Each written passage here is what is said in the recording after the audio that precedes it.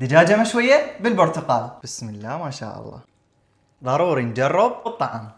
بس شوفوا لي شلون دايب. وضروري ننطرها بالليمون، نغمسها شويه بهذا الصوص، صارت اللقمه اسطوريه. بسم الله ما ينشبع منها. شوفوا منو قال البرتقال يصير بس عصير؟ انا اليوم سويت بيه اطيب دجاجه مشويه ريحتها ملت المطبخ. لا ملت دياله كلها.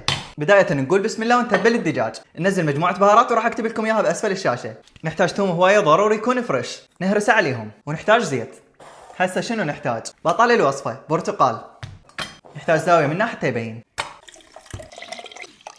عصرنا البرتقال، هسه لازم نعصر ليمون.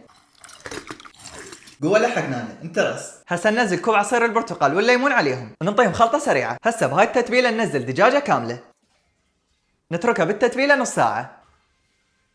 نحتاج بايركس مرتب، وخلي اشوفكم البايركس الجديد مالتي. نحتاج بايركس مرتب وننزل بيه شرايح بصل وقطع بوتيتا مقطعة بهذا الشكل. بسم الله ريحتها مالية المكان. هسه ننزل الدجاجة عليهم ونفس مي التتبيلة ننزله عليهم. ننزل كم قطعة زبدة على الوجه. شنو ناقصه بعد؟ اخر شي نختمها بشرايح برتقال خفيفة وشرايح ليمون. غلفته بورق زبدة وسيليفون. هسه ندخله للفرن شي ساعة.